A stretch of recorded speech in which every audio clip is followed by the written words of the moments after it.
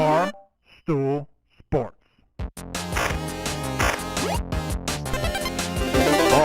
Titus, Brandon Walker. Mostly sports. I don't have to prove a damn thing. I can believe whatever I want. Welcome to Mostly Sports, presented by Jägermeister. I'm Mark Titus. Brandon Walker is out today. He's got a case of Mississippi. Damn, that's cold. He came down with a case of Mississippi, and yeah, damn, that is cold. Should we check in on the boys at some point today? Yeah. What are they doing? I know they're going to the football game, but I didn't realize this was like a 4-day excursion. Like they left yesterday, obviously. They're just going all around Starkville. Yeah, I think Wyatt's getting some pussy. Wyatt's getting Not just some. All of it. An ample amount. All the pussy in Starkville. They've never seen a man from Greenwich, Connecticut before. Yeah. Is he wearing the turtleneck? Yeah, That's definitely. probably what it is. He's got the Yankees turtleneck on. Wyatt and Cody and Brandon are all in Starkville shooting a vlog, I guess, a homecoming of sorts for Brandon. I think they're going to the West Point football game tonight. Mm-hmm. Yes. And they're going to the Mississippi State-Texas game tomorrow. Yes. And then they're doing, I don't know, Cody said something about catfish at one point. Did he? I don't even know. The way Cody talks too, I don't even know if it was a full sentence. He just probably like walked up to me and was like, "Hey man, catfish." Talking about catfish. And then he just left it up to me to try to decipher what the hell he's talking about. So I don't know if they're going catfishing. I don't know if he's going to like a catfish fry, like he's going to eat catfish. I don't know if he's talking about the online catfishing situation, Yeah. that version of catfish. I don't know what he meant, but anyway. Boys are out. The show goes on. We are brought to you by Jägermeister. It's Friday, October 24th. We are live from Chicago. And wherever you're at, if you're hanging with friends at the bar, maybe doing all the sports stuff or just the mostly sports stuff, call the shots. Cheers with ice-cold Jägermeister. Damn, that's cold. And remember to check Jägermeister out at Jägermeister.com. Drink responsibly. Jägermeister, the core 35% alcohol by volume, imported by Mass Jägermeister U.S., White Plains, New York. There's a lot to talk about, I believe there's a lot to talk about. We could talk about the NBA betting situation. Yeah. Head coach was arrested. Head coach was arrested, Connor. Yes. An active head coach. A sitting head coach was arrested. God. You could bet him to win Coach of the Year. You can bet on Chauncey Billups to win coach. That I don't know if he's still active, but you could have a day ago. You could have. We can talk about that, which we talked a little bit about yesterday, but I think yesterday when we were doing the show, we were still trying to piece together what the hell was going on.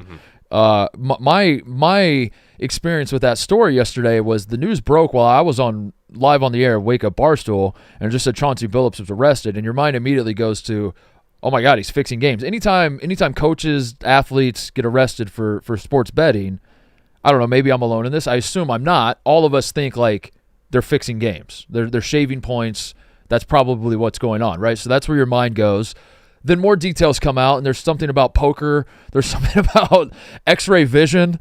What the hell? Like the mob is involved, and then you're like, well, all right, well, this has nothing to do. Like Chauncey Billups' side has nothing to do with basketball. It was apparently like some poker ring going on. So then I'm like, maybe this isn't quite as big of a deal on the basketball front. But then more comes out, and it's like, no, this is still a big deal on the basketball front. So we can talk about that because that was a roller coaster, and I went home last night and was trying to dig into the details as much as I could. Great NBA basketball last night. Unreal. There was a football game that was not really a particularly great game, but this J.J. McCarthy situation, we have the preeminent J.J. McCarthy apologist in the room with us right now. No, I'm not the preeminent. I'm maybe second. You're second. I may be second or third, but I'm an apologist. Behind Greer? Greer is the number one. I mean, have you seen his list? You're just a foot soldier. Yes, I'm simply a grunt for Michael Cook. Okay, but be that as it may, you are an apologist, and you are someone who will make sense of the situation. We could talk about that. There's a lot. There's a lot. What do you want to talk about, Connor? What should we start with? I mean, the head coach getting arrested is definitely – I still can't get over that. We were literally a game into the season, and yesterday that hit, and we were all kind of in a fog. And when you think about it, this is an active head coach, a Hall of Famer who's arrested. Yeah. At 6 Finals a.m. MVP. Finals MVP. Yeah. I am really interested in the football game last night, though, because even though it was a stinker and it was an absolute blowout, Yeah. there were so many things. And also, you talk about gambling, you talk about betting. Al Michaels on the fucking call, who just is consistently saying, like, Oh, yeah. He's like a professor with tenure. He doesn't give a shit. game's not over yet. Yeah, yeah. The game is never over. Over. The field goal goes in. Now the game is over. Yeah, yeah, yeah. And He's there was, been doing that for decades, but it is funny that he just the older he gets, the less he cares about the facade. He just dives in. well, they asked him, too, about Kirk asked him what was the number one thing that you remember about, I think it was the Chargers 49ers Super Bowl, because they showed back, I mean, the game was over, and they were grasping for straws trying to figure out what to talk about, and they were talking about this Super Bowl from decades ago, and Kirk asks, Al, what did you make of that one? What do you remember? And Al just goes, I remember it was like a 19-point spread. That was the first thing. That's the one thing you remember. On this day of all days where sports are under this really intense microscope with all this stuff, he's saying that. It was very funny. Does not care. No. Can I say something about that game in particular? And it's maybe more a broader football thing that's happened to me. KB Noswag has permanently altered the way I watch the Los Angeles Chargers. I cannot watch Justin Herbert run down the field. I cannot watch him rip a throw down the seam without just being, what an Adonis of a man. What a perfect specimen of a human being. It just rattles around my head. Why did it take KB pointing this out for you to realize that the 6'6" It's not that I quarterback didn't with all the skill in the world? Yeah. It's not that I didn't realize he was a stud. It's just like now it's so prevalent in my mind. Now it's at the front of your mind. Yeah, I have just permanent association with him now. Just I get look at that Adonis of a man just running for a first down. And I don't think I'll ever be able to watch the Chargers the same again. I just think of KB. He is very, very good. I'm a Herbert fan, but also there are a lot of people that aren't. And it's his playoff situation, right? I mean, he threw 4 interceptions the last playoff game we saw. He's not won a playoff game. It ultimately comes down to that. So I guess like last night he played well. He did have the one. What did he throw? 1 pick. Yeah. I was flipping back and forth. He threw one and probably should have had another. He was close to having another. Yeah. Like the hot route to McCarthy at the start of the game that would have been pick 6. But for the most part, what I was watching, again, like it was not really a competitive game, so I was doing a lot of flipping back and forth, and I wasn't locked in on every Chargers drive. But I don't know. I thought Herbert was pretty surgical and played a great game. I love the guy, but he does have a lot of critics. And I guess my question is like, is there anything he could possibly do in a regular season to get people to be like, okay, I mean, Justin Herbert is good? I don't think so, right? I think it's just like we're all just waiting for the playoffs to start with him, no matter what he does. Beat Josh Allen head to head, but then again, it doesn't matter what any of those guys do in the regular season now. Like Josh Allen, Lamar Jackson, Justin Herbert. Because the standard that Mahomes has set is that you have to go win 3 Super Bowls or else you're a failure. Is that fair? No. Because they're all in the same conference. Sure. So the only and by the way, Patrick Mahomes is still in that conference. Yeah. So how, if we're waiting on if everything Josh Allen does in the regular season doesn't matter because we're waiting for him to get over the hump and make a Super Bowl. If Lamar Jackson, it's the same thing. If Justin Herbert, it's the same thing. I'm pretty sure not all 3 of them can make the Super Bowl. And also Patrick Mahomes and the Chiefs are playing really well now, so they got that to worry about. And I guess I don't know. I feel like that's a ridiculous standard, but that's the way American sports works. Is that at a certain point, you get excited about young guys in the regular season. Like Jaden Daniels had a great start to his career, and they did win a playoff. Like I know they smacked around the Lions, so maybe that's a bad example. But like young guys are allowed to just have the regular season. Like your first few years, you can put up like great regular season numbers. You lose in the playoffs, no one really kills you for it. But at a certain point, it's like we truly just don't give a fuck what you do in the regular season. We care about the playoffs. Yeah. And that makes sense, but it's also frustrating because you don't appreciate like Justin Herbert last night. Just like it was a game that I frankly felt like a must-win for both franchises. They both had like a certain level of expectation coming into the season. Vikings had the question mark at quarterback with McCarthy, but the Vikings are in win now mode, right? Other than the quarter, like that was the way the rest of that roster is built. Is like the Vikings are supposed to be a competitor, and both of them are like what they're both like 500, 4-3, 3-3 going into the game. Is that right? And it just felt like a game that like both of these teams need to win. The loser is going to be really behind the 8 ball, and Herbert played out of his mind. And I think under normal circumstances we go, wow, great primetime performance in a massive game, but I do feel like there's a sense that no one really cares until he does this in the playoffs. Yeah. I think also right now the offensive line for the Chargers is not great. He gets hit all the time, and he's constantly like scrambling for his life. And that's one thing that people don't give him enough credit for. His legs. He's great with his legs and picking up first downs and getting chunk yardage. Checking out his legs. Yeah, a little bit, a little bit. He's got But no, good legs. I think once he gets a formidable offensive line that can really protect him, and he's not the quarterback who's getting hit the most of any in the league, then you would really start to see people, even in the midst of a regular season, when for years they've been saying, oh, all that matters is the playoffs, I think you'd start to see him fully unlock every single aspect of his game, and you would then really start to see people say, oh, shit, no, this guy is really good. Because right now, he's doing all these great things despite the offensive line. If they could really like bolster up and put him in a good spot to succeed, and he could just go all out, then maybe it would take people would change their perception of him, I think. But right now, he's fighting for his life. Ebo, what's the McCarthy situation? Yeah. He probably was healthy enough to avoid a player rolling up on him. He's probably not healthy enough to go play quarterback in the National Football League. Despite Carson Wentz playing like ass and also dying on the field. I think like everything about that game was like we need if there was only somebody on the Vikings roster that could take snaps. But that was outrageous. Who could it be though? That was outrageous. Who could it be that could step in and play quarterback for the Minnesota Vikings right now? But that's your like. Is it the guy on the sideline with the C on his chest? But you got to think about it like this. Kevin No, O'Connell. not it. Here's an analogy for you. Kevin O'Connell is a sneakerhead. JJ McCarthy uses fresh new kicks that are like that go with his outfit. Great. Okay. They look awesome. But he doesn't want to wear them out to the bar because he knows they'll get roughed up. It's like a dirty bar. But people are spilling beer. So what he's going to do, he's going to wear his like really shitty beater shoes out to the bar, let him take a beating in this like shitty conditions that they know he's going to get roughed up. And he doesn't care if it gets roughed up, even though it's kind of fucked up to the shoes. And next week he's going to go out to a bar that doesn't have as much beer spilling everywhere, as much dancing, people stepping on you, and he's going to wear the nice shoe.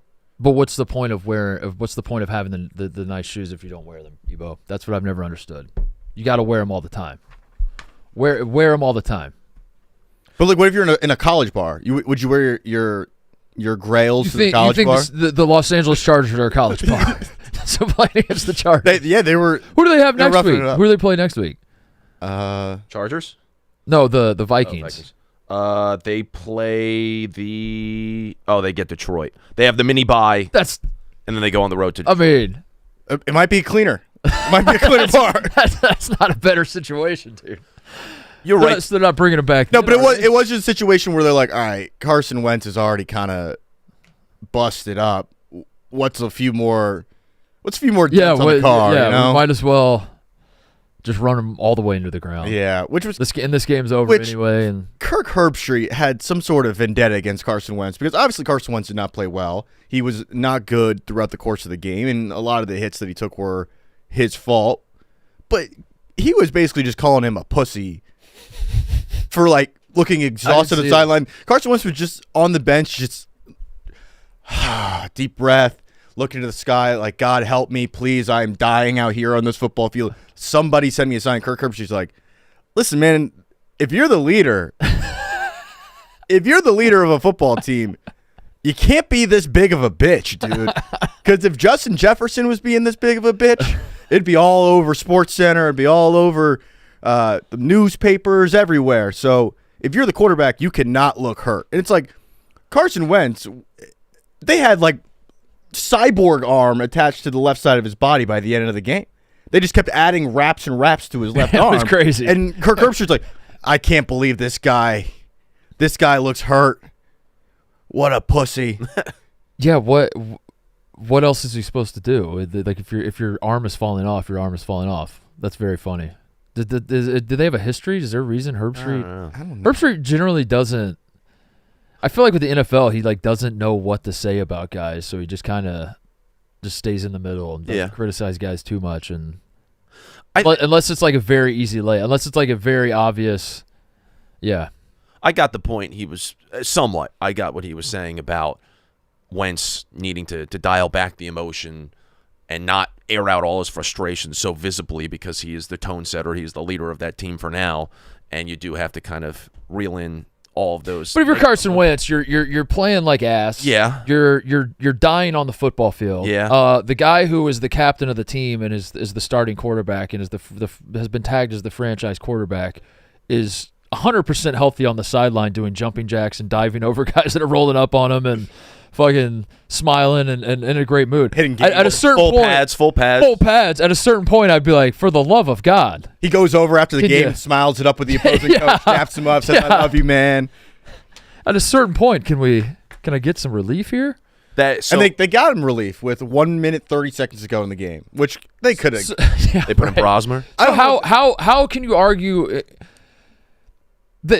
I don't know what's going on with JJ McCarthy. I'm not even like Brandon. I'm obviously an Ohio State guy, and I should be in a position to hate JJ McCarthy. I don't really care that much one way or another, to be honest. Brandon fucking hates his guys. Brandon is like professionally, his reputation is tied to JJ McCarthy being ass.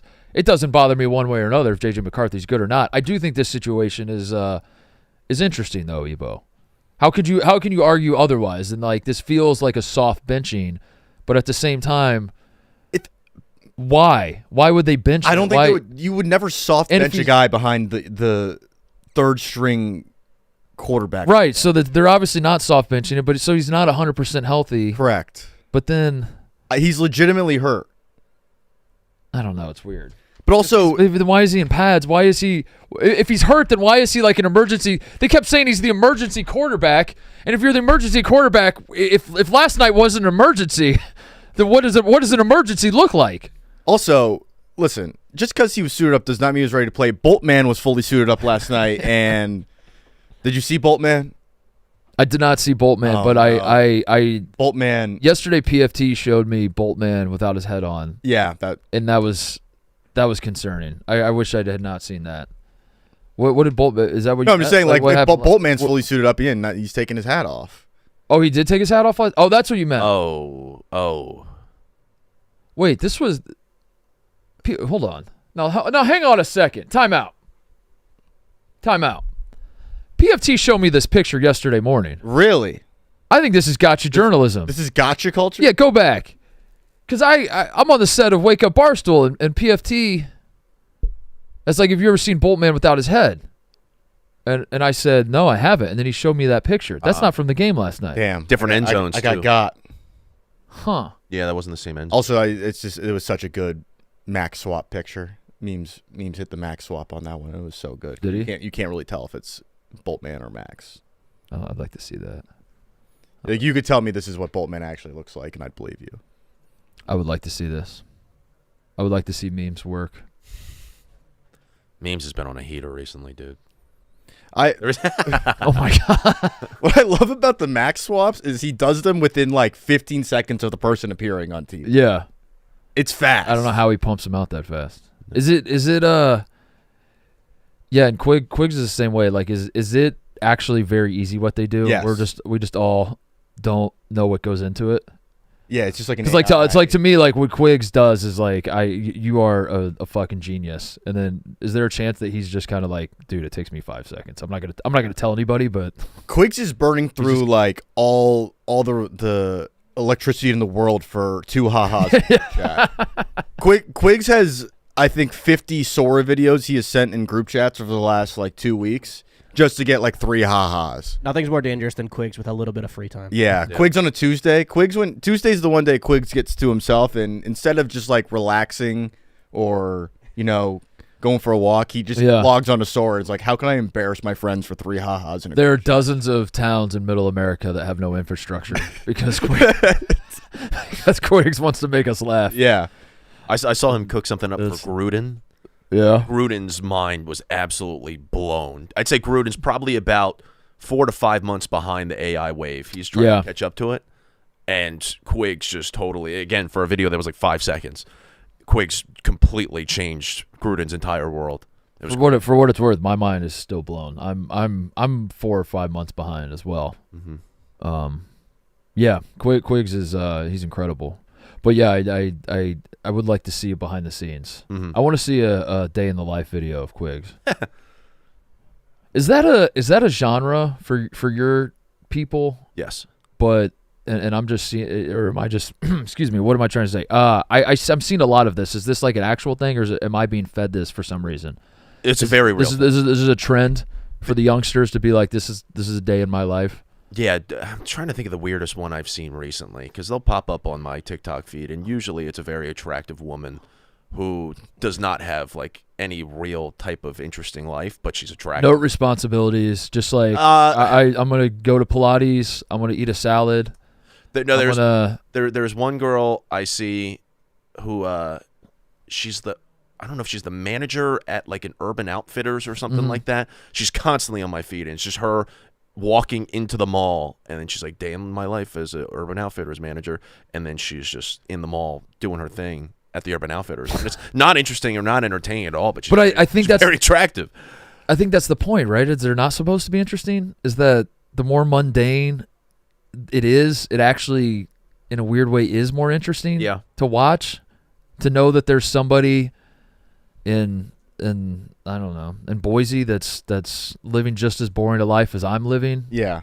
You know, that's like comforting to see. Well, there was a guy that I forget his name, TJ might know. There was a guy on TikTok that basically was filming himself just go to work, like put his laptop in the backpack, go to work, just like filming himself, typing the computer, leave, brush his teeth, like most boring day of all time. He got massive, and then he just switched up his whole thing, being like, oh, I made so much money on this content creation of going to my job, I could quit my actual job. And everyone's like, no, dude, we liked you because but that's you were that's boring. the whole reason so you built this following, is because you had the boring job. Yes. So he was on like TikTok live, like shaking ass for galaxies. Now everybody hates him because his day in my lives are like, wake up. Do whatever the fuck I want because I'm rich now. Because you all, is it what Hub's life? you or all something? followed me. This guy Hub's life. He's lost Hub's life. a pretty substantial amount of followers. He was well over 1 million, I believe. And he got popular because he would just go work in a cube somewhere. Yes, it'd be like trying to normalize 9 to 5. Yeah. But I do think this is comforting. I do think that like if you have a life like this, the thought probably creeps in your mind that like I'm not alone. What the fuck am I doing? Like this sucks. Like and whatever. And then to see other people having the same life, it is comforting to know that you are not alone. Well, did you see Flacco talking about being alone at a bar? Oh yeah, at a restaurant. I did see that. That was awesome. That caught some traction too, because people are like, yeah, it's actually very nice to just be alone. You're currently transitioning from let me finish my thought. Go ahead. From being, I mean, okay, hold on. First of all, yesterday Connor and TJ, you were here to see it, Eva. I don't know if you know this happened. Yesterday Connor just comes up to me after the act and he goes, he's just got a big smile on his face. He goes, "Hey man, I'm not going to Columbus anymore for the Penn State Ohio State game. So, if you need me to help you pass out candy on Halloween, just let me know." And he smiles. And I was like, what do you mean? And you just kept going, "I don't know, man. If a Halloween night, if you need me to pass out candy, I can come over and do that." And I said, "Connor, how stupid do you think I am to let you into my house holding my baby the night before Ohio State plays Penn State? But how fucking dumb do you think I am?" We can go back on this show, and you can see a moment weeks ago, whenever it was, when you asked me if I wanted to help hand out candy and be on like the stoop on Halloween, and I said no, I'm going to be in Columbus, and then Penn State wound up sucking this year, and we're 17.5-point underdogs against Ohio State. And so I'm not going to go to the game anymore. I'm not going to spend all that money to go. I said I'm free now to follow up on Penn State sucks this year, and there's really only one thing that could salvage the season: beating Ohio State. Yeah, or beating Indiana at home would be nice. Yeah. But yeah, there's one or two things. This is the one thing that you could lose the rest of the games, and if you beat Ohio State, you'd still look back on the season and be like, listen, it was still a disappointment. We fired our coach. We had national title aspirations. We did beat Ohio State when they were ranked number 1 in Columbus. That was cool. How stupid do you think I am? That had nothing to do with it. But then your explanation was like, well, and then I said to you, because I said it's Halloween's on a Friday. You're a young man living in Chicago. Yeah. You live in the city. In what world would you rather come to my house and hand out candy to toddlers than go to a bar and chase tail in a costume? Yeah, you're right. Like, of course you're going to want to do that. And then you tried to play some card of like, I'm I don't know, man. I'm trying to like mature. I'm trying to. No, I said I'm transitioning from. That was the old me. I'm trying to settle down a little bit. Trying to be a family man. At some point, I said I'm gonna have to, just accept. I've done all I can in this city, and I got to move to the burbs. I gotta, find a wife. I gotta lay low for a little bit. But yeah, you're right. 25. I'm still looking to get after it. So back to the original question, I'm asking, as a guy who's shifting away, transitioning, we might say, from being a young guy that wants to get out there to now you say you want a more quiet life.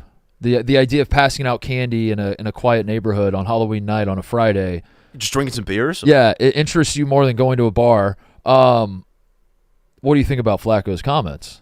Does it resonate, or are you still?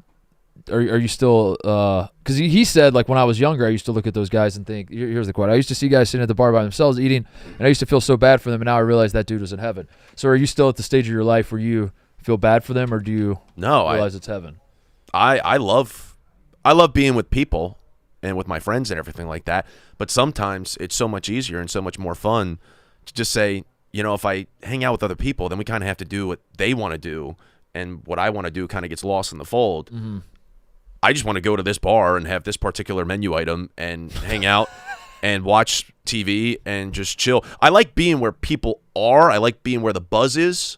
Yeah. But that doesn't necessarily mean I have to be with my friends or I have to be with whoever. I could just be by myself and enjoy it. So you're an agreeable guy. You go with the flow, but then sometimes the flow will take you places you don't want to go. Correct. Exactly. Yeah. Like I don't know, when we were in New Orleans, there were times where I could have asked other people from the company to hang out or whatever, but I was like, no, I kind of just want to go by myself. I ate by myself a bunch in New Orleans. Sometimes I go to bars in Chicago just by myself, and Chicago's a great city for that. Yeah, to be alone. Yeah. New York is the best city to be alone. Oh yeah, New York can get anywhere. Yeah, I think Chicago's more is a better city for the. You know what? I'm just gonna walk into this bar and sit alone. But type culture, whereas New York is a little bit more bustling. Part of that too is the fact that people are nicer here. And it's not like when I'm alone, I want to just totally shut down and not talk to anybody. I'm still down to talk to a waiter or a bartender or something like that. Strike up a conversation, make a new friend. So in that case, Chicago is definitely better. That's what I was going to ask you. Are you when you're alone? Are you actually alone, or are you just not with your friends? Which is to say, I feel like at this point in my life, when I go places alone, I truly just want to be alone. Like I will go to a restaurant and maybe I'll sit at the bar at the restaurant. And I'm not chatting it up with the people next to me. I'm not asking. I'm not like looking to my right and I'm like, so you come here often? Like you in from out of town? Like what's your story? I don't do. If I'm there alone, I'm like, I just want my own little space. Stare at my phone as I'm eating my pasta, probably. Yeah. And that's my experience. But are you someone that's like, I want to be alone, but then once you're there, you do chat it up with everybody? I typically won't talk to other patrons there. Mm-hmm. But the ideal scenario is you get a prime spot at the bar with multiple TVs in front of you, probably a big-tittied bartender. Oh. You're just, like, sitting there. And you're, like, sitting there convinced, like, I can make her fall in love with me. Yeah. You're like, I could. And you're not going to. You're not going to make her fall in love with you. But it's happened before. Guys have done it before, and why not you on this night? Yeah, exactly. The odds are against me, but it has happened before. Great moments. Great moments are born from great opportunities. It's the chase, man. So fuck it. Why not? The other funny thing about Flacco's quote, and I'm starting to, as a new father myself, I'm starting to get this a little more. He caught himself like 5 different times. It felt like you could see him as you watch the video of him talking, you can see him basically saying like, this is really fucking awesome to not have my family around, and then catching himself and being like, but I do love my family. But I fucking love not having my family here. But honey, if you're watching, and the kids, if you're watching, I do miss you guys, and I wish you were here. And you're just going back and forth, like trying to, and it's something until you, I think, have kids his age probably. I don't feel it quite yet, but I understand. Like that does seem to be a common theme amongst guys where, you don't hate your family, but the times you get alone from your family are are treasured. Yeah. You know, Yeah. the Louis C.K. I didn't even, before I even had kids, that resonated with me when Louis C.K. said every time he goes on vacation with his family, it's not a vacation. The only part of the vacation that's a vacation for him is when you put all your kids in the car and then you walk around the door or walk around the car to the driver's seat. And he said, that's my vacation. I thought that was very funny. Yeah. Yeah. Which is why I offer Halloween night, you know, if you want to take a step out. And You're out of your fucking mind. You're out of your fucking mind. Next year. Well, oh, yeah. Penn State doesn't play Ohio State next year, so there you go. They don't? No, it's a 2-year alternating schedule with us where we'll play Ohio State for 2 years and we won't play Michigan. But then the next 2 years we play Michigan and not Ohio State. You guys are unrivaled. We don't have a protected rival, Damn. Pussies. unfortunately. Pussies. Who's your protected rival, TJ? Maryland, Oh, hell yeah. the biggest rivalry. Massive rivalry.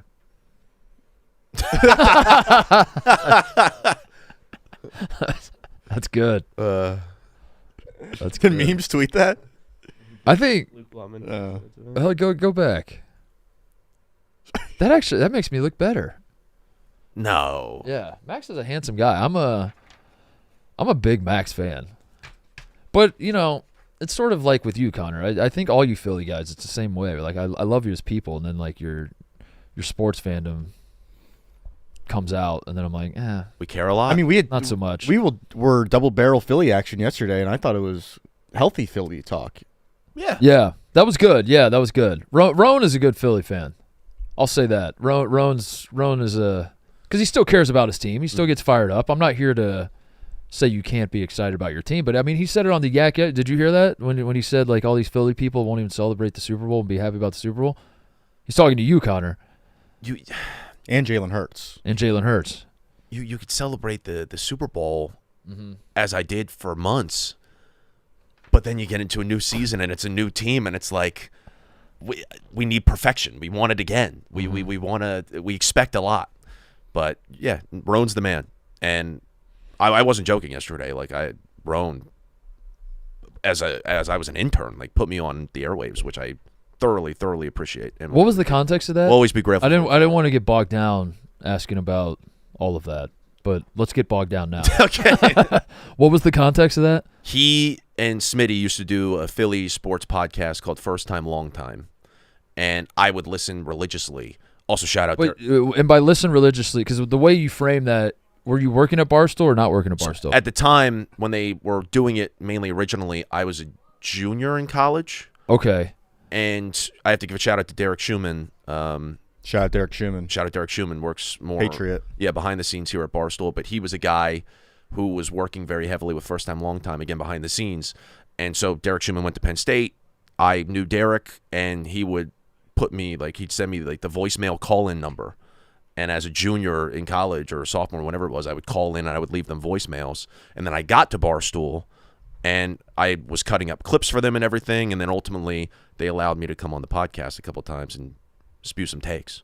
And Also, the Barstool Philly account was like a newer concept, like the city accounts, and Yeah. they put Connor on in a sense of like he would do these like sports recaps for like yeah, Sixers games and Eagles games and Phillies games, which is how I got exposed to Connor first. yeah, it was, He was doing like the 1 Minute Man style recaps, Right. but for Philly sports. and that was in large part thanks to Derek and thanks to Roan and thanks to Smitty and all them. Where I was still in college. I was just doing it as a senior. I would have a green screen set up in my apartment, and I would do these recap videos after a big Eagles game or after a big Phillies news or Sixers news broke or whatever, and we put them out on Barstool Philly. That's when I was first introduced to hate comments.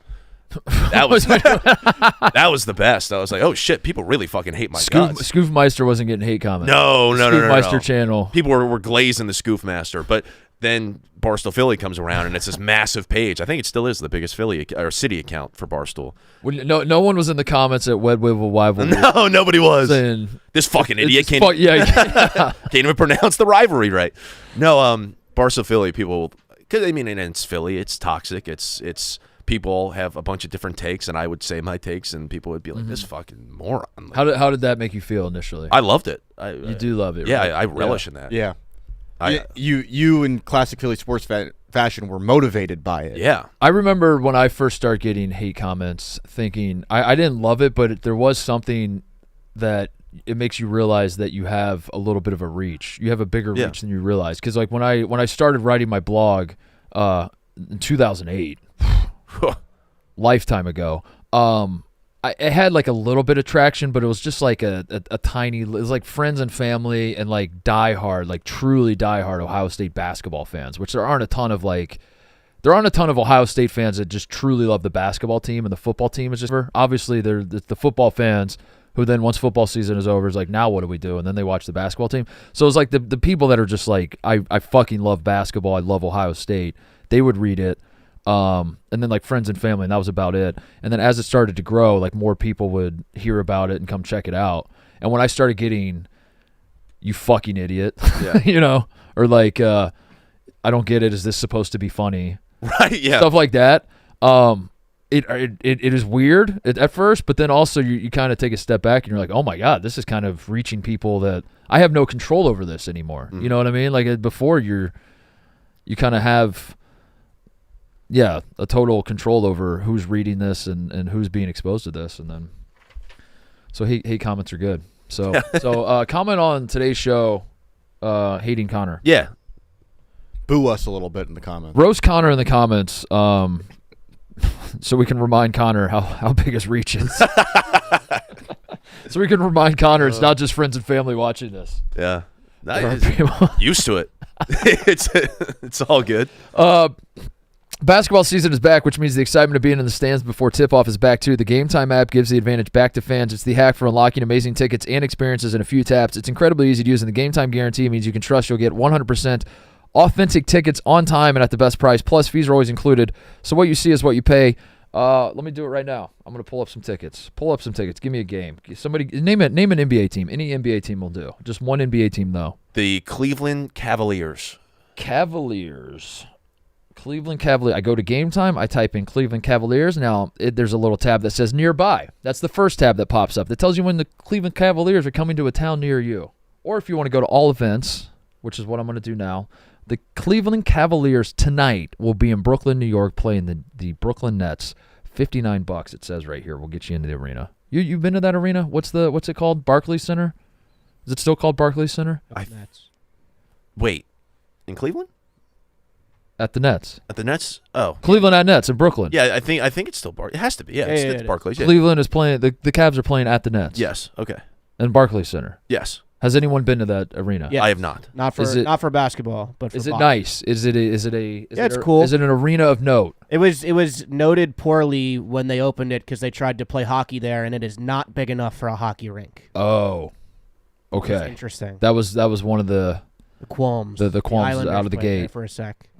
Like they played their home games there? Yeah. They tried to move the entire franchise to play there. But and they realized this doesn't work. It's physically not big enough for a hockey rink. So where the Islanders are back at Nassau Coliseum? They built a UBS. new one, right? Oh, they built a new place. Yeah. Is Nassau Coliseum still standing or no? I'm not. I tear that down. That I'm I have a not lot of sure. questions. That's now right about- next to Borelli's, by the I way. didn't realize I had so many questions about That's maybe a mile arenas from of New York. Borelli's. Nassau. That would make sense why they're Islanders fans then, right? It Proximity. looks like it's still I up. think it is. Yes. I think they just moved. They just do concerts and stuff there now. Oh, They that's don't sweet. do Long Island Nets. There you go.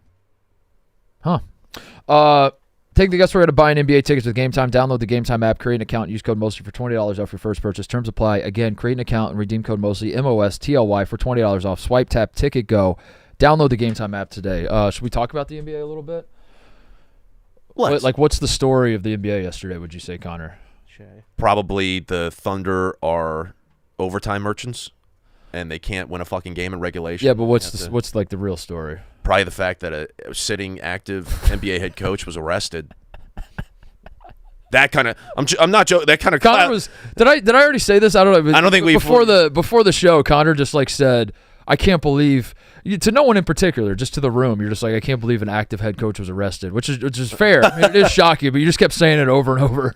because It was cracking me up. I'm watching the association last night, and there are two unbelievable games, and I'm not joking. This might be the most excited I've ever been for an NBA season because it just feels like it's a breath of new life and the new networks, and we still get Inside the NBA, which looks like it's the same exact product, and NBC is kicking, and there's all this excitement, and it could be like the league is wide open. It's very fun. Yep. And yet there's this whole cloud over it now where it's like, a head coach was fucking arrested yesterday, and Adam Silver has a major fucking problem on his hands. And I don't know what else is going to happen, so we'll see. So the timing, we didn't really talk about it yesterday, I don't think, but the timing is interesting. And I can't help but do the, the windy. Now, why is that with the timing? That the NBA season starts, and this is an investigation they've been doing for years, right? This is something they've been working on for years, and they wait to drop it right after the NBA season gets going. It's obvious that they're trying to the FBI, based on all the comments they make in these press conferences, they fucking love headlines. The FBI loves getting in front of a camera and what they say. What was the most egregious quote yesterday about Terry Rozier? Was your career's taking a timeout? Oh, benched. You're benched. Yeah. You're benched not because of injury but integrity. Crazy. Something Valhalla or something. So I do believe I haven't connected the dots as to why. PFT was theorizing who the FBI head Kash Patel. Kash Patel is a hockey guy. He tweeted he tweeted either yesterday or this morning about the Avalanche jerseys and saying these are two of the best sweaters. Yeah. That this is a play by big hockey to take down basketball. But I might argue this. This is actually good for the NBA. Okay. Go ahead. I mean, it's very much a problem, but I don't think if coaches and players are throwing games, that is an actual massive fucking problem for the league in terms of viewer interest or like fans believing that there is an integrity problem in the game. Based on what I was reading and my understanding of the situation, it was like insider information stuff. They're not being accused of throwing games per se. They're being accused of knowing. Like Damon Jones was an example. Like he knew that LeBron or Anthony Davis wasn't going to play in a game, so he tipped off his friend. Illegal. Shouldn't do it. Bad. I'm not here to say it's not, but I don't think that's going to stop fans of basketball from watching the game. I think that what will stop people from watching NBA, if you're a fan of NBA, if you're a fan of professional basketball, the scandal that'll keep you from watching it is believing it's rigged, believing that like any given game, like players are throwing the game on purpose. Predetermined type stuff. And I think based on what I was reading, I was like, this is scandalous. This is a massive fucking problem that Adam Silver needs to solve and is probably going to define his legacy as a commissioner and how he proceeds with this stuff. But in terms of like fan interest in the league, I think scandal might be good. I think scandal might be good because you said it, Connor. The league is red fucking hot out of the gate. Yeah. The Thunder are 2 games in a row in double overtime. First time ever. Did you watch the Warriors Nuggets last night? What a game. Aaron Gordon couldn't miss. Aaron Gordon is a legitimate 3-point shooter now after last year. Yeah. First 10 years of his career, couldn't shoot a basketball. Could not shoot. Could not shoot a basketball. Aaron Gordon right now, I'm overreacting, but I don't care. That's what NBA discourse is. I'm prepared to make the argument that no one has ever reinvented themselves in the game of basketball as well as Aaron Gordon did. From the Orlando Magic, guy who is in slam dunk contest and is a little bit of a bust, like a little bit of like raw athleticism, but he doesn't know how to harness it, and it's like should have played football. Probably should have played tight end. Like, he's good at basketball. We wish he was a little bit better. Doesn't really know what his role is out there, but he has all the athleticism in the world. That's kind of his destiny as a basketball player. And then on the Nuggets, like they don't win the title without him. He is such a crucial part to that team. He does everything well. He is. I mean, last night you're watching the broadcast and they're making the argument that he's like a perfect player in the modern NBA, which is true. When you can guard all the positions he can guard and you rebound so well and he can step out and hit threes. He hit 10 threes in a game. He was 7 for 7. How many did he hit in a row? Was it 8 for 8? I don't know. Before he missed? He finished 10 for 11. I know He's 10 for 11. He started 7 for 7. I don't know if he started 8 for 8. And it wasn't just the threes. He was hitting insane shots. He was like the and one late in the game when he got mugged and he just kind of like throws it up and he's hitting fadeaways. He was unbelievable last night. Meanwhile, Steph, I thought he wasn't bad, but there were moments in the throughout the regulation, throughout the first 3 quarters, Steph had some really bad misses. He's getting open looks, and he wasn't just missing short or long. He was missing like long and to the right, and it's like hitting all. It's like almost wedgy and into the backboard and the rim. And then he looks up at the clock and he's like, "Oh, what if I just made everything now and won this game for us?" and we got a vintage Steph Curry performance. Yeah, I think the NBA action so far has been unfucking believable. But like you said, Connor, you have this scandal that's a cloud over it all. But I actually think it's just kind of it might backfire. If what's the guy's name? Cash? Yeah, Patel. Cash Patel. If he is in fact a hockey guy trying to take down the NBA, I don't know if it's going to work. I don't know if it's going to work. I think scandal is good as long as, like I said, because I think people, when you saw the headline, your mind immediately goes to these players and coaches are throwing games. This is bad. It is still bad. Do not get me wrong. This is bad, and they need to make sure this doesn't happen.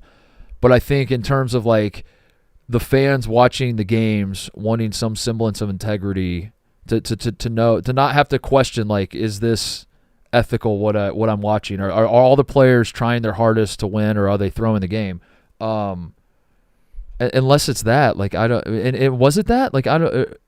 Based on what I was reading, or am I misreading the situation? Doesn't really seem like it. Doesn't seem like that, right? I mean, Rozier. Because Rozier, we were showing the clips. Like, was Rozier throwing games? Well, the Rozier thing. Allegedly, there was a specific game that I think is in the report where he plays for 9 minutes, 2023, and goes to the bench, and then just like limps off the bench, and goes back to the locker room. They're like, oh, well. So that one, I guess that it wasn't one necessarily could be. I think the more egregious stuff was like people like to point to the bad play. I think the more egregious stuff is when you just take yourself out of the game, and that's what he's being accused of, I believe. But like with the Chauncey stuff was interesting because I mean I think I was watching Windhorst on Rich Eisen explaining something, and the Blazers were actively tanking at the time because they wanted Wembanyama and they didn't get the pick, but like that's confusing too because you watch these teams at the end of the year and they're sucking and not playing Dame Lillard or whatever. And it doesn't really raise alarm bells because it's like, I mean, that checks out for what the NBA is. If you're a bad team and it's late in the season and you have Victor Wembanyama eligible for the draft, it would make sense that you wouldn't play guys. I don't know. It's a wild story. But, yeah, I think that, like, it's I don't know. Adam Silver does have a problem on his hands, and I don't mean to say it's like not a massive fucking deal, but it wasn't the headline. Like as you dig into it and you kind of realize what happened, I don't think it was. I don't think it's going to turn people away from the NBA like I thought it was initially, if that makes sense. I don't think. I mean, like the ratings I saw, not to be like an NBA ratings guy, but you know, it is a good measure of interest in the league. Like the opening night was bonkers. Mm-hmm. Like the NBA on NBC, they did a massive number. And I think people are like really into the NBA. Like you said, I do think the shakeup in the media landscape has helped a lot. Connor texted us last night when he at halftime of the Amazon of the game on the football game, mm-hmm. and he said, "I'm in my living room on all fours barking." Yeah, that was no, I did not. I did not text that. But what was that? It's a good cast that the NBA on Amazon Prime has. It's an eclectic cast. It is an eclectic cast. Udonis Haslam, Blake Griffin, and then your boy Steve Nash. My boy Steve Nash, yeah. Tennis section. More of a tennis guy, but you know, I don't know what he knows about basketball, but we'll see. We'll give him a shot. And Dirk, yeah. It's interesting. Blake Griffin's very funny. Yeah. And he's not just athlete funny, he's actually funny. They had like 30 seconds of hits and he got jokes off. Yeah. 30 seconds. Yeah, I'm excited to see what that broadcast looks like. NBA on NBC is exciting. The Inside the NBA, for all the belly aching about ESPN's going to ruin this show, it's been the exact same show. Mm-hmm. It's been the exact same show so far. It's big though because I think a lot of these networks just got very stale, and they got very accustomed to like, well, yeah, we have the NBA, people are going to watch. Yeah, and there's nothing that we need to do to improve the product. Right, and fans got very, very worn out by the lackluster coverage, and they started to get turned off to it. But then once you get this new life and you get these new networks, and yes, ESPN still has games, but it's these new networks that are now putting pressure on them to ramp up the product and everything. It's resulted in a great, great start to the season all around in terms of the coverage, and the play's been great, which has helped. So we'll see. You know who the happiest guy in the world is about this? All the arrests made yesterday is Steve Ballmer. Oh yeah, that story just gonna. Dude, there's a lot with the NBA. By the way, the NBA investigated Terry Rozier, right? and they found nothing. Like they let him continue. That's a problem. That's a legitimate problem. But does that give anybody confidence whatsoever? Not that I had confidence that anything was going to happen anyway, but that just further proves that the NBA, looking into the Kawhi Leonard situation that Pablo Torre has uncovered, I have zero faith whatsoever that their investigative team is going to do a thorough job. It makes the NBA feels like the easiest place to get away with anything. Oh yeah, whatever you want. And this is marred the league for decades, or maybe it hasn't. Like I said, scandal sells. I mean, like I do think that like having things like the Patrick Ewing draft lottery might be rigged. It pisses a lot of people off, and the conspiracies, get the people going. But like that does help with interest in the league. But this has been a thing in the NBA forever. Donaghy, with the, I mean, yeah, that's a whole separate thing too. Which I didn't realize. Well, yeah. Once again, it's a situation where the league did a good job of investigating, and they never concluded that Donaghy didn't fix games. Yeah. They never did conclude. And they were very open about that. But they're very good at like brushing it under the rug and just kind of moving forward. They'll release statements, but if you read between the lines, it's like, oh, yeah. There's no league where conspiracies have a little weight to them, but also like the more you talk about them, the more insane you feel talking about the conspiracy that you're laying out. But at the same time, like the rational part of your brain is like, I don't know, it does make sense. Then the NBA has this all like. I don't think Michael Jordan retired because of gambling problems, and it was a suspension from David Stern. But you know what I mean? It's like that's how the NBA has been for decades. It's like, of course, I don't believe XYZ. However, I don't think you could be somebody who's conspiring to say like, oh well, the NBA is fixing the games. It's all rigged. None of it matters. They have predetermined champions and everything. I don't think you go that far, but in these situations, yeah. If you're someone that loves conspiracy theories and loves sports, the NBA is the place to go to. Yes, is what I would say. Is that you will have an audience if you want to conjure up conspiracy theories.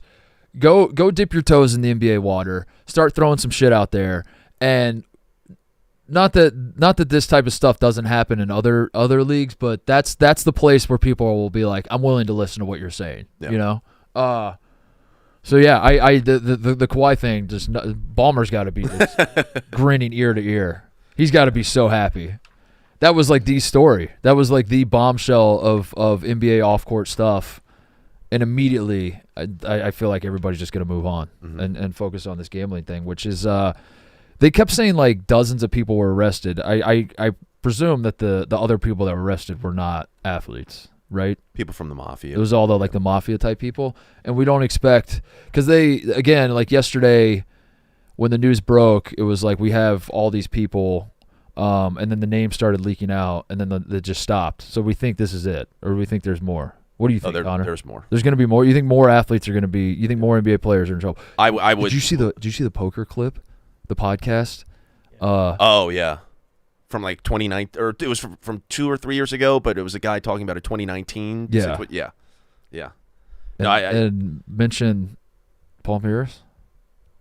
Wait, I didn't see. I just saw allegedly. Oh, interesting. I'm just reporting what the guy on the podcast said. Well, Ebo in the fucking group chat last night is like, oh, Connor, player number 3, LeBron James. Player number 3 is very interesting because I think there's a clip of Gilbert Arenas referencing like a game-winning shot that Damon Jones hit that LeBron was telling him about. It's like, oh, me, Damon Jones, and LeBron all used to play cards together whenever we were all in town together. That's just interesting.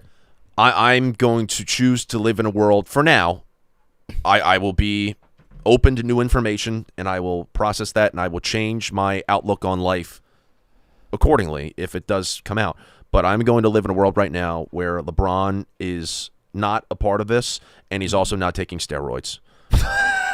That is the world I'm going to live in, and if it comes out that ultimately he does partake in either of those activities, then I will change my perspective, and I will have to very reluctantly say, hey, my GOAT did some bad things. But for now, Are you? I'm not Are going you there. guaranteeing anything? I'm not. Yeah. Are you do what Rick Riley did with not Lance guaranteed. Armstrong, or was it Ryan? No, it was Aaron Rodgers with Ryan Braun, right? Oh, yeah. Aaron Rodgers was like, "I'll retire." No. Find what Aaron Rodgers said about Ryan Braun. He was like, if Ryan Braun was doing steroids, I'll retire.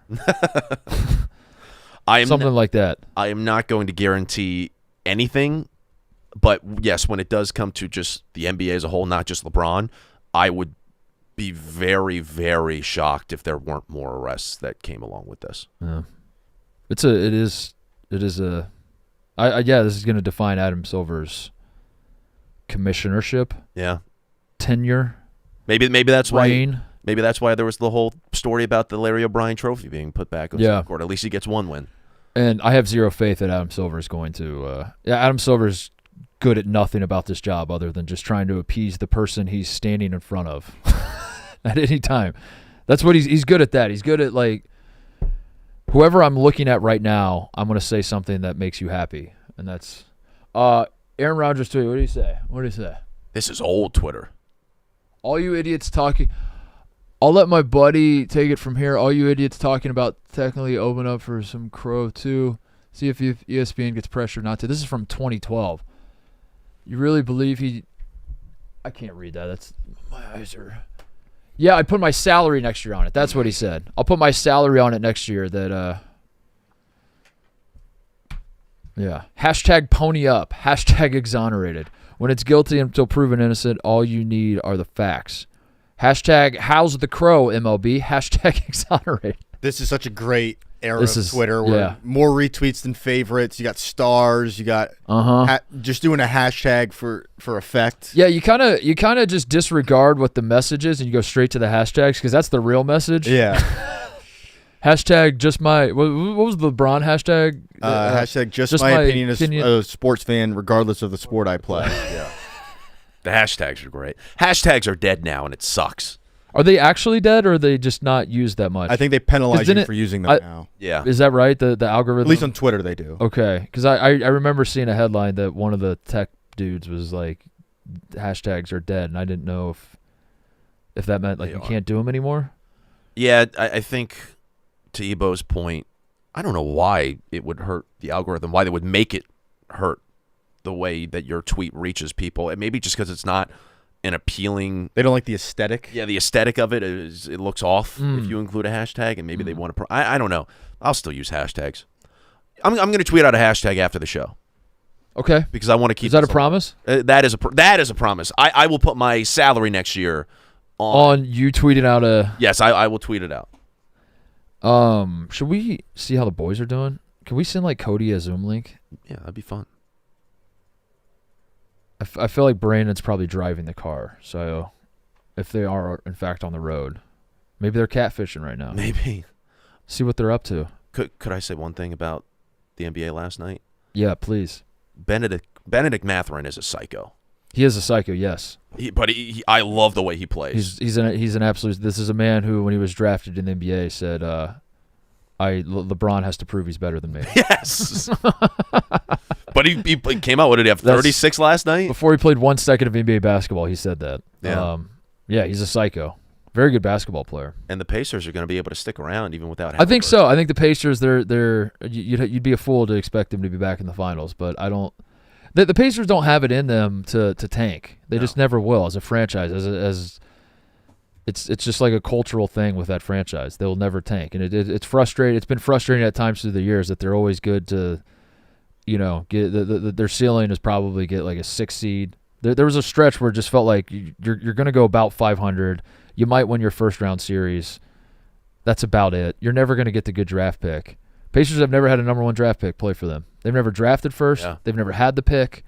They've never signed a number 1 draft pick in free agency after the fact. Pretty wild. And it's because they just will not allow themselves to tank. But at the same time, other than last year and in 2000, they never really feel like, and even in 2000, I didn't think they were never going to beat the Lakers, but they're never good enough to like win the championship, but also never good enough to get the 1 seed. Last year they were, and Hallie blew out his Achilles. I think the Nuggets, even though the Nuggets lost, I'm very bullish on the Nuggets this year. Last year I wasn't as much. They had no depth, pretty but, deep this but they're pretty deep. I didn't realize it. That snuck up on me. I knew they made some moves. I knew Cam Johnson for Michael Porter. You know, they did that swapperoo, but I didn't realize like the dudes that they were just bringing off the bench. I was like, oh, okay, yeah, they got some depth to them. Well, what they did specifically was they brought in Cam Johnson and Tim Hardaway, so it's like you have spacing off the bench for Jokic, where it's like if you're going to double Jokic, you're leaving a three-point shooter open at somewhere on the court. Yeah. Warriors, again, are kind of top-heavy, but the Al Horford move is pretty interesting. Yeah, Al Horford, not as good as he once was, but last night hit a massive three. Yeah. So it just reminds you that like you can still rely on him every, you know, he's big, and to have a big man stretch the floor like that is huge. I hate how he went there. What do you mean? Because Probably on a private plane? Is that what No. I hate how he's with the Warriors. Oh. Because they play such a good flowing offense, and he's a guy who's so sound fundamentally, and he does stretch the floor in such a way, and he plays the game the right way, the ethical way, so to speak, as he's facilitating. And so when you say you hate it, you mean because you think it's going to be a good thing for them? Because I think it's a great fit. You don't want the Warriors to be good. Okay. Yes. All right. I think it's a great fit. I see. And that's what pisses me off. We can finish NBA really quick. The Warriors just feel like a team that's going to age. Steph Curry's game is going to age so well. I know it's like he'll lose a step or whatever, and he may not be able to create as many threes off the bounce, off the dribble, but he just feels like a guy that could play into his early 40s. And Cardio king, dude. Just Yeah. running around out there. Impossible to keep up with. Yeah. He's low-key jacked, by the way. Yeah. Oh, boy. Speaking of somebody who's boys? low-key jacked. What's up, Cody? What are you guys How we doing? What are you guys doing? I'm just rolling around. I got my camera crew here with me. My driver. He's driving me around. Hey, Brandon. And then you guys are geared up. They got free shit. Wait, what? Wait, what? What happened? How'd you get free shit? Oh, no. Oh, no, Cody. Why it's a fucking problem, okay? Why it's a fucking problem? Last night we go out to have one beer. This one Southern broad looks at him. It's like, hey, what's your name? Are you single? Motherfucker wants to quit the job. Wyatt, how'd she look? How'd she look, Wyatt? how'd she look? She looked nice. She was hot as fuck. She was, yeah. I'm never coming back. What were you wearing? We just left the smoking lounge. We're going down to West Point right now. The high school. High school. Yeah, we're going to the high school. Oh, I you're gotta going go to see give him Cox? $1,000. You're going to see Cox at the high school? I'm going to see Cox. Yeah. All right. Tell him I said Yeah, hello.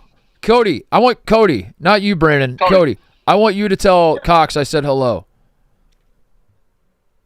From Mark Titus said hello. Okay, Yeah, got it. I want Cox. you to go up to Principal Cox and be like, "Hey man, Mark Titus says hello." Yo, Cox, Titus said what's up? Yeah. Hey, Titus. Huh. Titus. So, why have a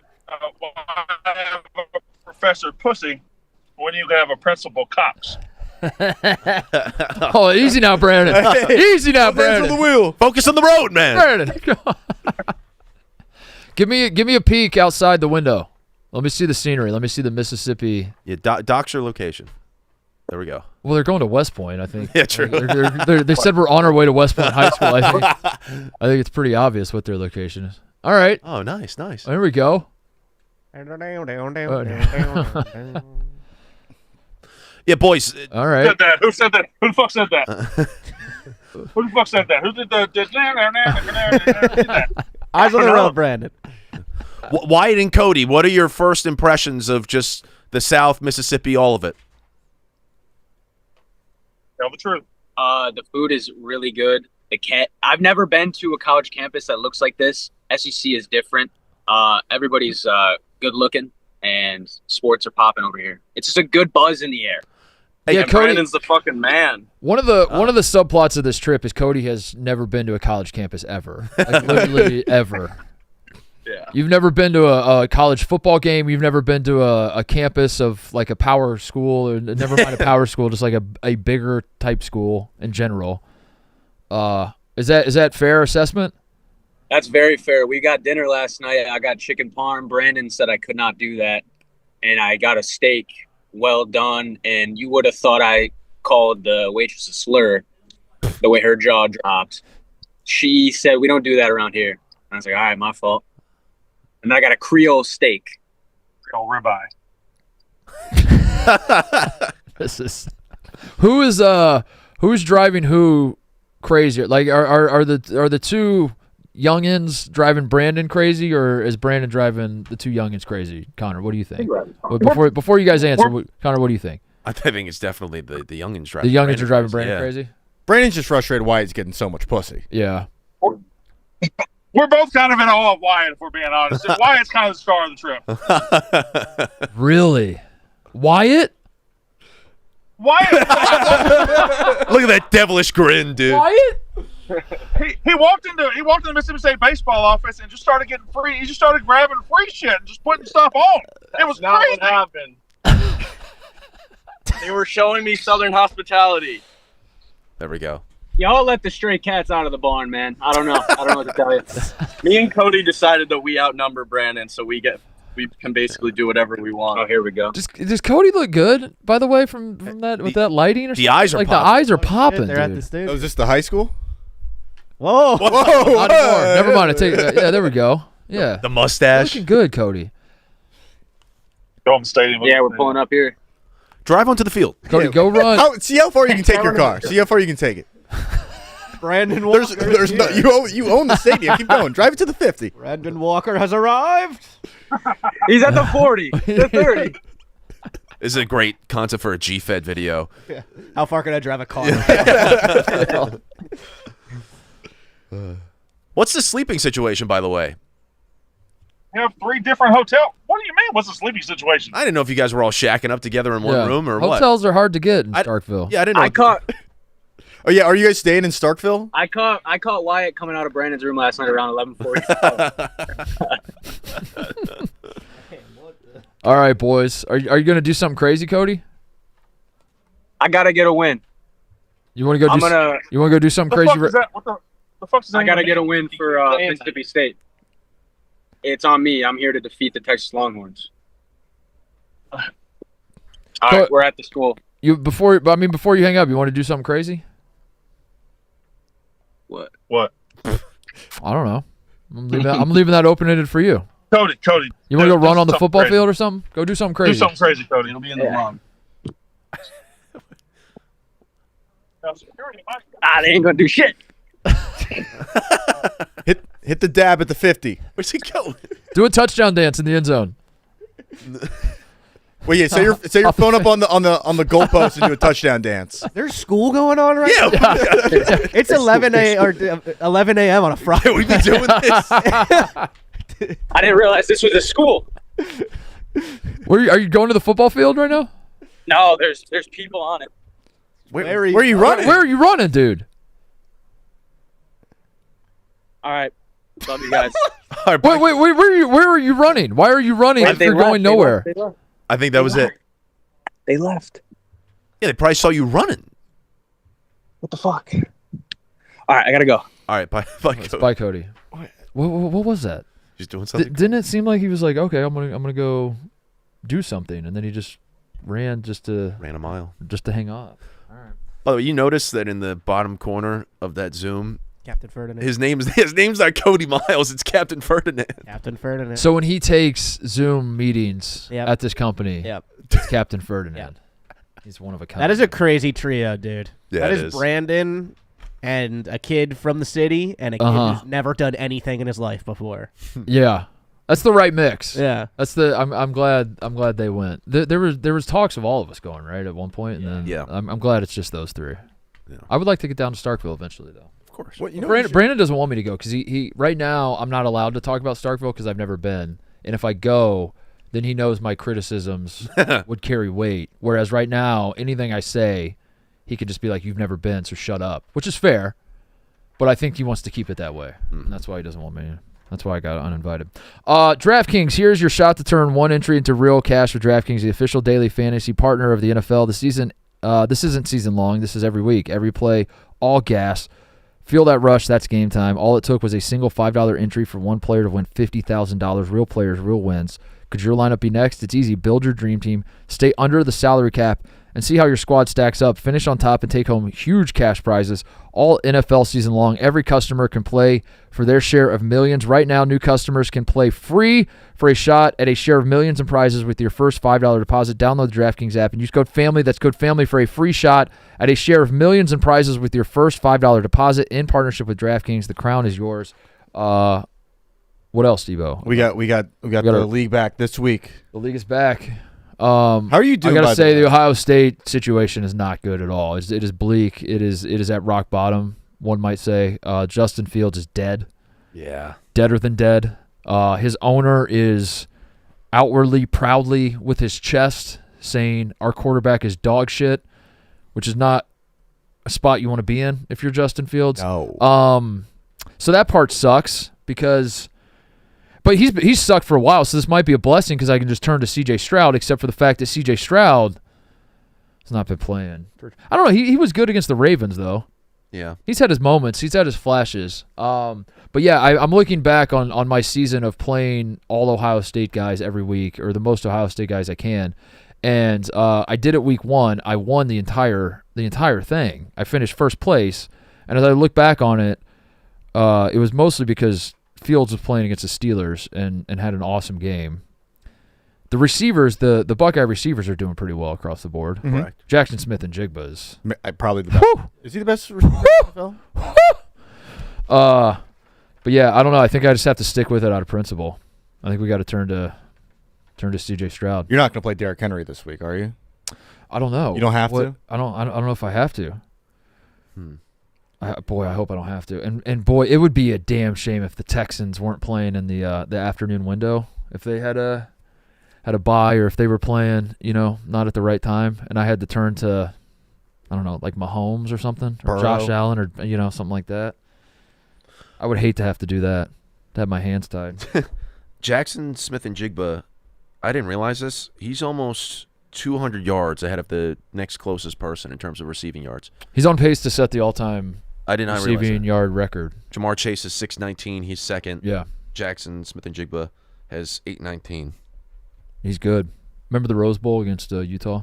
I do remember that. 357 yards. That's one of the was. greatest football games. Bonkers. It's just so stuck in my brain. You got what's his face? Who did the Eagles have? The white dude returning kicks for touchdowns. Oh, Britton Covey? Yeah, Britton Covey's returning kicks for touchdowns. Oh yeah. Utah's uniforms are good. That probably might be my number one football game that I think of that I just didn't want to end. I was like, I want this to go on forever. Yeah. This is so fun. Yeah.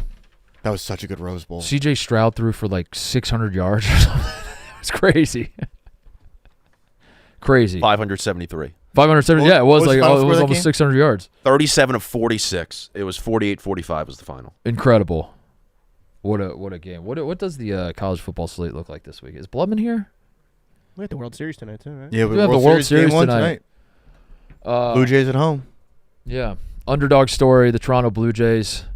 I think I've been teasing it. I think I've just outright said it, but I'm gonna say it. Give me like a phrase kids use. 10 toes down with your say it with Stand on business. stand on business. Seabow. I'm gonna say it in that manner. I'm cheering for the Los Angeles Dodgers. This idea that the Dodgers are the big bad evil empire and the Toronto Blue Jays are in an underdog situation, I reject that premise. I think this World Series is built similarly to last year's World Series. Toronto is the New York of Canada. They have a fuck ton of money. It is a massive city. It has an entire country behind them. This idea that the Dodgers have all the money in Major League Baseball, I understand their payroll is more than the Blue Jays, but it's not like the Brewers Dodgers was more of a David Goliath situation. But even then, I rejected that notion because the Brewers were the best team in baseball all year. But am I off base, Bebo, that it does feel like some people in the baseball circles are trying to frame it as though, like last year they didn't even try. Last year it was like, these are two titans, Yankees, Dodgers. This year there seems to be a sense of like the Dodgers are unbeatable. They are the big bad guys that are ruining baseball. But thank God we have this underdog, the Toronto Blue Jays. And I'm like, the Blue Jays are it's a massive fucking market. They have all the they could theoretically do what the Dodgers are doing. Yeah. By the way, George Springer tied to the worst cheating scandal in baseball of this generation. You know, I know the steroid thing, like the worst cheating scandal involving like one specific team and one specific incident of this generation of baseball. You know, with the Astros, he was directly involved.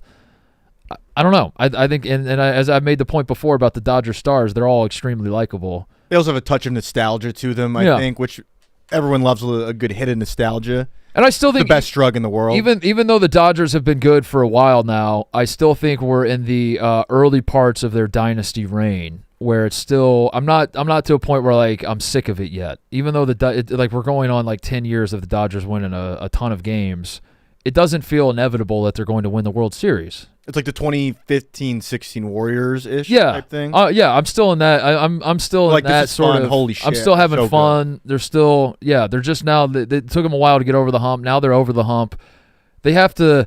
If this World Series is not competitive, and the Dodgers win, and then next year they start and they're wrecking everybody again around the All-Star break next year, I'll be like, I'm a little over this. Maybe, I don't know. We'll see. Yeah, but I'm not there yet, and I don't mind saying that. So, Do you think of? They're not like they're throwing money at the problem, but so are the Mets. Mm-hmm. Like so other teams are also just throwing money at the problem. The Mets didn't exactly. The Mets like signed Scherzer for all this money. Mm-hmm. Like the Blue Jays. The Mets signed. They did do that. It didn't work out for them. Like they threw all this money at Soto. It hasn't. Yeah. I mean, it was only 1 year, but it didn't pan out in the first year. They didn't make the playoffs. The Dodgers are throwing a lot of money at the problem. But they're still winning games, and they're making it to the World Series the last 2 years. There's still something to be said about just the baseball they play on the field. Having said that, like if the Blue Jays win, I'm not going to be mad. No. The Blue Jays are a very fun team. I like them a lot. I can't wait to jump in Lake Michigan. Oh yeah, that's right. They're your Lake Michigan team. Boy, it's getting cold. Yeah, boy, it got cold fast in Chicago. About 2 weeks, or was it 2 Saturdays ago? I was like, oh.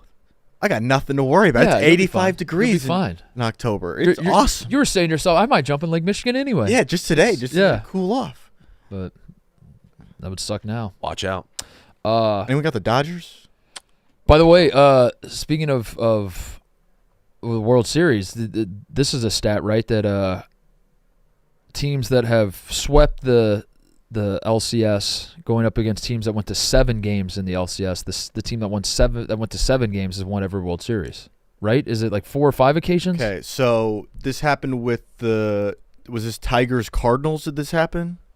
I think that was one example. Because the Tigers, they swept the A's out. Somebody try to find that stat. I think I saw that there's precedent, and every single time there's one team on one side, the team swept their way into the World Series, and it feels like they're playing dominant baseball, whereas the other team got by on the skin of their teeth. You would imagine the team that swept is the better team, but the team that went to 7 games in their LCS has won every World Series. Okay, so these such matchups 4 times. A's 4 times. A's sweep the Red Sox in 1988. Dodgers beat the Mets 4-3. Dodgers win the World Series 4-1. 2006 Tigers Cardinals. 2007 Red Sox Rockies. In 2012, Tigers, Giants. Giants won, Red Sox won, and Cardinals won, and Dodgers won. So there you go. Maybe the Blue Jays should be favored, and not the Dodgers. Classic rookie mistake, not going to Sport Clips haircuts. Guys come in looking like they've just been sacked by a 250-pound linebacker, but walk out looking like a first-round pick. Sport Clips stylists have the playbook for a clean cut. They've mastered the X's and O's of men's hair, and with the MVP haircut experience, you get a hot steam towel, a massaging shampoo, and that precision cut. It's the whole 9 yards. When you step into Sport Clips, you're walking into a zone for guys. The games are on. The stylists just get it. This is a place designed for guys to win and walk out with a haircut ready for the highlight reel. Sport Clips, it's a game changer. I'm thinking about it more, Connor. I will allow you to come to my house on Halloween, but not by yourself. By yourself is I'm inviting the enemy into my home, but I think if you can get others, I'll invite the entire show. The entire show is invited to my house. That's what I'm saying. Thank you. I even said, but if like TJ and Ebo and Wyatt and Cody, Brandon's not coming, obviously. No. If all of them say no or they have other plans and they can't make it, then you're not invited either. I can't make it. I can't make it. All right. What was Okay, up? guys. I'll be in New York. Well, Cody and I are. That was easy. One of these days, I gotta get to Mark's house. You've never been to the house. I've seen the outside. TJ, you've never been to the house. Correct. I've seen the garage. Cody and I are I've the only invited people you who guys go. 1,000 times. Cody- Yeah, you and Cody are the only ones who go. I think Cody might come. We're there to move furniture. By the way, I will say this too. Trick or treating is like from 2 p.m. to like 5 p.m. You know, it's like it's remarkably early. I did notice that the first year we were here, it snowed, and I went outside, and the kids were outside at like 2:30 trick or treat. So my premise that I'm saying, like, you would rather go to a bar than come to my house. You can probably do both. Early shift at your Yeah. place. Yeah. Get a good buzz going, and then But the one thing I fucking hate about it's not just my neighborhood. I think it's all Chicago, and I'm worried it might just be the culture now. I'm worried. I am worried. I think we've lost trick or treating. You got to sit outside, dude. I hate it so much, and I think I'm alone in it. Like, I try to commiserate with the neighbors, and they're like, "We love being out." I'm like, "Dude, it is so cold. What are we doing outside? What happened to ringing the doorbell? I want to be inside next to my fireplace." And you don't really have like a driveway setup at your Yeah. place where it's like, oh, someone could host an outdoor party where we bring a little chimney outside, start a fire. Important point, Ebo, because a lot of people watching are like, "Dude, I love it. We set it up in our driveway. We get the whole thing." It works for you in the city. Yeah, I have like a little porch area. You know, and I got a couple rocking chairs. It's not a bad setup to be outside, but like, I don't want to spend like 5 hours out there freezing my balls off. No. But I think that's the way it works, dude. I don't know. I learned that lesson last year. We bought a fuck ton of candy, and we're just sitting inside, and all the kids are just walking by the door, not ringing the doorbell. Kids don't ring doorbells anymore. People don't ring doorbells anymore in general.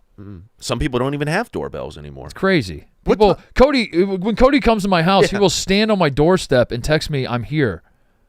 And I don't have my phone on me at all time. I'm like walking around the house doing stuff, you know, whatever. And then I'll get his text, and then I'll see like the little thing that says 9 minutes ago this text was sent, and it says "I'm here," and then I'm like, "What the fuck?" And then I go open the door, and he's just sitting there, and he just gives me a thumbs up. I'm like, "Why didn't you ring the doorbell?" And he's like, "I don't know. I don't want to bother you." He texted me as he was waiting at your front door. Yeah, And he was like, should I go in or should I? But I think there he was worried about potentially waking up the baby. that's fair. And so he didn't want to knock That's or ring fair. the doorbell or something. But, you know, I'd love to come through. The one thing we need to be on the lookout for, and it's already happened way too much, the one thing we need to preserve is doing trick-or-treating on fucking Halloween. Don't. I know. The people who are I was worried about that too. I think our neighborhood is doing it. We're doing it. I had to ask around because I was worried that people are going to be like, on a Friday night, it could get dangerous for the kids. We should do it on. What? the HOAs who are stepping Yeah. in and being like, no, this neighborhood, we're doing Halloween on October 27th. What? It's crazy. Yeah, they're Do it on October 31st. they're like adults that say like, my Friday night is sacred. We have a lot of plans that night, so let's do trick or treating on the Thursday before Halloween. So What? then there are places that do that. It's crazy. I think What? Roan said it on the Yak yesterday. He's like, we're trick or treating on Sunday or something. Yeah. His little neighborhood or They something. did that is- once to us on the East Coast because of the fucking hurricane, and they delayed it to like November 6th, Yeah, 7th. November 6th, dude. And nobody fucking did it except me. I look like a fucking idiot. What time of day did you guys go trick or treating? Because we talked about it at 2:00. I think we waited for basically dusk. Dust. Yeah. Yeah. Wait for it to get Yeah, dark. you wait for it to get dark before you leave. Yeah, and then you go. I similarly, Connor, I got college Halloween parties. My freshman year, I was excited for Halloween parties, and I could never in 4 years I could never really figure out when Halloween parties were supposed to happen. Never. And I remember my freshman year, I just completely missed Halloween because like Halloween was on a Thursday or something, and everyone's talking about in the lead up to Halloween. They're talking about the party's gonna be so fucking awesome. Like we're having a Halloween party. And no one would say the dates or whatever. Just like, yeah, Halloween party. You got to come by. You got to come by the Halloween parties.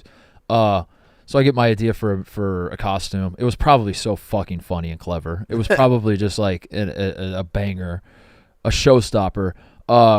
And like the parties were all on like the Friday or the Saturday before the Halloween that was on Thursday.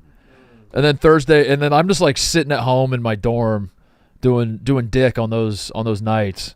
And then the Thursday rolls around and I'm in costume walking around campus like, where is everybody? And they're all like, dude, the parties were like 4 or 5 days ago. Yeah. Halloween party. weekend was the Halloween weekend was, yeah. Yeah. What are you doing, dude? And I could never get that right. I hated Halloween weekend. Oh, I couldn't. at JMU only because I we couldn't were disagree more. it was fun. You but liked Hollow Weekend at JMU? I didn't like it. No, Connor said I couldn't disagree more. Yeah. Oh, at How would JMU you know? specifically. Yeah. Okay. Go ahead, Ebo. My issue with it was JMU had the reputation as like, oh, this is the house party school. Like, you don't need to be in a frat. You can just come. So all of Virginia essentially comes to JMU for that weekend, that Thursday, Friday, Saturday, and they overrun all the guest parking. You can't park anywhere. If you go to like a house party with your friends, it's overrun, not fun, crowded. Like, you can't do anything. There's just too many people, and it's all people that go to different schools overrunning your town, and it sucks. Yeah. I would not like that. That does not sound fun. Ohio University was always the Halloween. I think OU was supposed to be more of a Halloween than Ohio State, I think. If I remember right. I never went down there for it. It was always something I wanted to do, and then just never did. Logan Paul's alma mater? Logan Paul went to OU? Didn't he? Did he not? I'll look that up. Logan Paul went to OU? I could have sworn I used to see videos of him at... That's a fun little school. I like Yeah, I Ohio. like OU. I like He was there for visiting 2 years. Athens. It's beautiful. Beautiful part of the state. I don't know. You Jackpocket? Yeah, I will do Jackpocket. Our partners at Jackpocket make ordering lottery tickets ridiculously easy. Mega Millions, Powerball, state lottery games, and even scratch-off tickets all on your phone. Millions of dollars are up for grabs each day, and right now with Mega Millions on the rise, new Jackpocket customers can get $5 in free lottery credits. Just sign up for Jackpocket using code FAM2, that's FAM2, and click opt-in to redeem. That's it. Download Jackpocket, America's #1 lottery app, and start ordering today. Jackpocket. What else we got? Here's Cody. Hey, I'm here with Brad Cox. Mark Titus said hello. What's up, Mark? How are you? Oh, Wait, yeah. is it this guy with the mustache? Is that the one that spelled my name like that on the video? No, I didn't. No. That one right there? Is he the yes, one that I do? probably, yes. Okay. COCS? Yeah. CKS? Uh-huh. Yeah. It was this guy? I thought it was hilarious. That wasn't me. All right. All right. Here you go, Cody. Good job. That's Brad Cox. Oh! This is our Colts. This is our team. We bleed blue. This is our Colts. Whether win or lose, we love them. For the shoe, beat the Titans. Let's tighten our grip on Yep. them. Yep. This is our team. He's back. Go Colts. He's back. Hey! He's so fucking back. That's the wordplay we've been missing. That's what we needed, dude. Yep. And I don't want to tell Seth how to do his job, but we hinted at it. We talked about it. He was going a direction where it was a little personal for him, and I want to let him be him and be the artist that we know and love. But at the same time, it was the Hubs life all over. I felt like I was watching Hubs life. It was like the content that brought me in. You're now pivoting away from. Is that the right reference? I think the so. guy was? I think so. Yeah, Hub's life. Hub's life. I sometimes I just want to see you put your laptop in your backpack, Seth, and I want to see the wordplay with the mascots. And he was doing personal storylines, and I understand how we got here, but let's get back to the wordplay. And he did it. I think he got to a point where he was very big, and now he was working with the NFL. He was not just an independent fan. He was worried about maybe his image, and he didn't want to be mean to other NFL teams because he's working with the NFL and he's being highlighted by the NFL and all this type of stuff. But this is the true Seth that we know and love, and I'm glad we're back. He's so fucking back. So back. Dude, I didn't make this point when we were talking about the NBA. What was the situation? What was like the story of the NBA yesterday? Mark, how would you describe it? So you wouldn't believe this, but there was an active sitting NBA head coach. Game the night before, 6 a.m. the next morning, he was arrested. Arrested. That's right. The head coach was arrested. Hall of Famer. That situation. That's the one I'm talking about. With the mafia being involved, it dawned on me that we had a heist of the Louvre, and now we have a scandal with NBA and the mafia, and I just thought that the way crime works for 12-year-old me is back, if that makes sense. Yeah. The 12-year-old me's interest in crime is back, in that like heists are back and the mafia is back. That's huge. What if they were intertwined? Oh my God. If they were related. I saw someone tweeted that they valued the crown jewels that were stolen from the Louvre at like $100 million. Did you see the? Yeah. It's like an Aaron Gordon extension. That was funny. Good tweet. Good tweet. You could have one Aaron Gordon. You could have Aaron Gordon for 3 years, or you could have the crown jewels of France. Very funny. Anything else? What else is going on? I got my fact. Oh, yeah. Yeah, fuck it. Let's do TJ's fact. Let's get crazy on a Friday. Let's do TJ's fact. Most iconic photos in sports history. What comes to mind? Immediately is Muhammad Ali. Correct. Yeah. Muhammad Ali. How much do you know about that photo? He's telling it's Sonny Liston, right? Correct. And he's telling him to get up. Is the story? I think I know. I think when I saw it, when you see it first, your belief is that he's flexing on him. But then I remember hearing a story once upon a time that he's actually telling him to get his ass up because he thought Sonny Liston was taking a dive. So that's about all I know about it. Knowing how iconic this photo is and how it sits in sports history, if I asked you to say when and where this fight took place, what would you say? Calgary Saddledome. I would say I don't fucking know, dude. I don't know anything about any. I know the Thrilla in Manila, which is not this. I know nothing else about Muhammad Ali's fights. Was it Madison Square Garden? It would be my guess. That would be a good guess. That would be my guess. I would say like Madison learned Square Garden. recently this fight took place on a Tuesday night in Lewiston, Maine. What? This was in Lewiston, Maine. At the Central Maine Youth Center in Lewiston, Maine on a Tuesday. So this is just at a rec center. Yes. This is at the Boys and Girls Club of Lewiston, Maine, was the most famous picture in sports history. Isn't that crazy? Go back to the Isn't picture. that fucking crazy? Are there tells in the picture? Like as we look at it now, does it look? I mean, it looks like a big arena, right? It was like a 3,500 seat arena. They moved it from Boston because of potential like mafia influence, which is why people think that Liston took a dive. It's called the Phantom Punch, but. This is crazy. That is crazy. Good fact, TJ. You've been sitting on this for a while. Yeah, you haven't shared it with us? That shocked me that this fight took place at a youth center in Maine. How did you come about this? Somebody, I feel like I saw like an Instagram green screen video about it or something, but it was like the third thing that they said in the video. They were just like, everybody knows this fight happened in Maine. I was like, what? It was like most famous things that happened in Maine or something like that. Cooper Flag related, maybe? Right. That is shocking. Shocked me. We'll never get the most iconic sports picture. Even if you disagree that it's not that, I think the most iconic sports picture has already been taken. The most iconic sports picture. It has to have the old feel to it. I think the cameras are too good.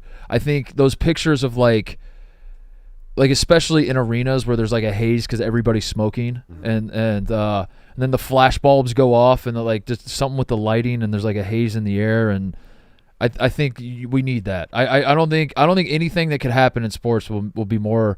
Maybe the moment will be more iconic. You know, like there will be moments in sports that you'll look at and say that is the most iconic thing ever. But I'm saying like if LeBron dunked on the Warriors. The dunk he got fouled on, you know the one I'm talking about. Yeah. Probably would have been a sick picture, would have been an all-time highlight. I still don't know if we look at that one picture. The moment might be bigger, but I don't think you look at that one picture and say that's the most iconic picture. Because I think you need that old feel to it. What say you, Connor? The media is too saturated these days too, and there's so many pictures and so many videos. And that's right, because you're always going to get an alternate angle. Yeah, a lot of these old pictures, it's like that's the only picture we have. We have that picture. That's the one. That's the one picture. So I believe that the most iconic picture, whether you believe it's the Muhammad Ali, Sonny Liston one or not, the most iconic picture has already been taken. Correct. And nothing moving forward can supplant the most iconic picture. And even though LeBron won that game and won that series, I still fucking wish almost every single day that he had made that dunk, that dunk had gone in. But got fouled. That would have been. Made a free throw. That would have been the best dunk in NBA history. Oh, my. It would have been so fucking cool. Would have been. Oh, my God. LeBron is. When's he coming back? Mid-November. He's got fucking sciatica. Do we believe that? I don't know. I'm starting to think LeBron's going to realize the Lakers suck, and he's going to figure out a way to. Maybe if he's in this gambling. Stop. Oh! All I know is that a fucking head coach yesterday, a sitting active head coach, was arrested. All right, that's the show. We'll be back on Monday, full crew Monday. Brandon and Cody and Wyatt probably won't be back. Wyatt will be swimming in pussy in Starkville. But full show on Monday. Have a great weekend, everybody. See you then. That's how ball is done. Ball.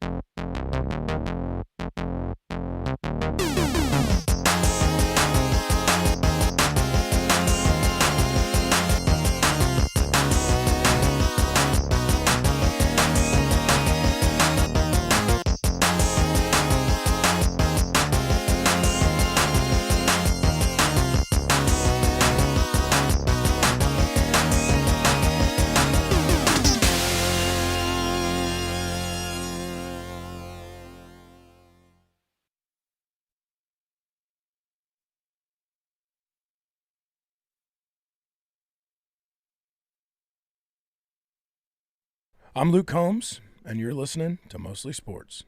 Family. Let's go! So, TJ. That's big!